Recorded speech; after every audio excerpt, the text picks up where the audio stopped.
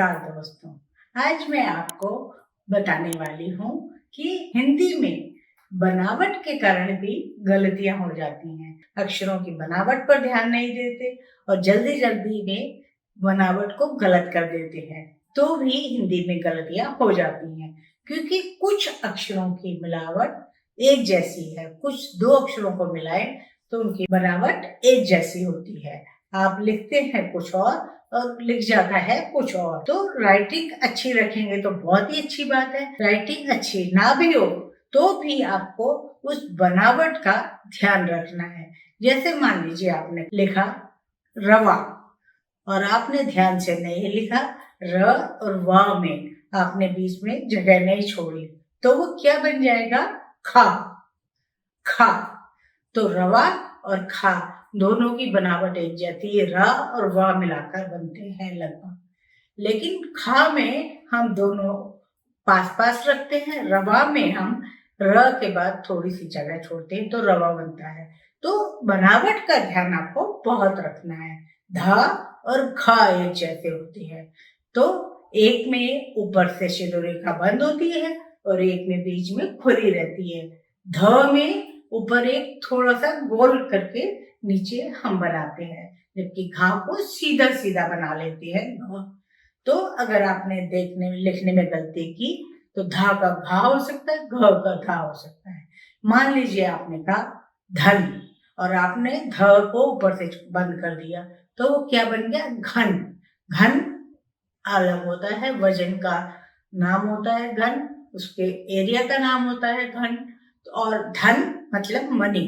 तो धन और घन दोनों अलग हैं, लेकिन आपने लिखने में गलती की तो आपका अर्थ ही गलत हो जाएगा, शब्द भी गलत हो जाएगा। तो इसी तरह देखिए घर और धर। घर का अर्थ घर है, मकान है। धर का मतलब रखना। तो अगर आपने घर लिखा, बीच में जगह छोड़ दी जल्दी में, या गोल गोल करके ध जैसा बना दिया, आपकी बनावट में गलती हुई तो आपका घर का थर हो जाएगा। तो ये ध्यान रखना है। इसी तरह आपके अक्षर है घ और ध में, जैसे घड़ी और धड़ी दोनों अलग अलग शब्द हैं। घड़ी मतलब क्लॉक और धड़ी का मतलब एक वेट का नाम होता है, वजन का नाम होता है धड़ी।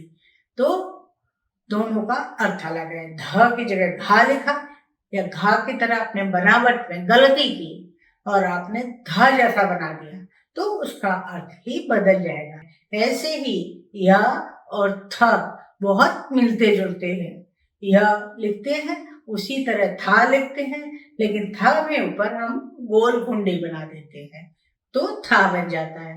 आपने लिखा थार और यार, तो आपने यार लिखा तो थार हो गया, तो भी गलत हो जाएगा। यार का मतलब दोस्त और थार का मतलब एक रेगिस्तान का नाम है थार, तो गलत हो गया। अगर थार लिखना था और यार लिख दिया, क्योंकि आपने गोल घुंडी ठीक से नहीं बनाई तो वो यार लग रहा है पढ़ने में, तो गलती भी हुई, आपके अंक भी कटे और आपको समझ भी नहीं आया कि इसका मतलब क्या हुआ। टीचर को भी समझ में नहीं आएगा।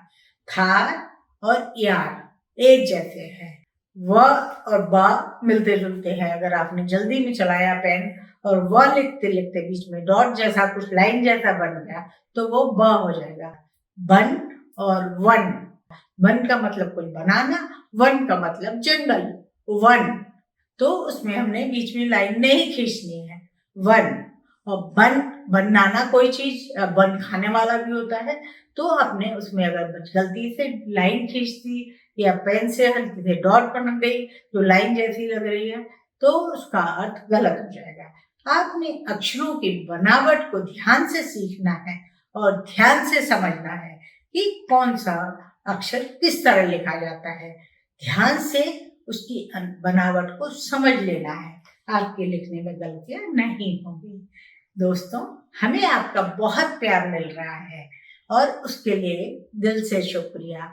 हमारे बहुत सारे सब्सक्राइबर भी बढ़ गए हैं, हम 1 लाख क्रॉस कर चुके हैं।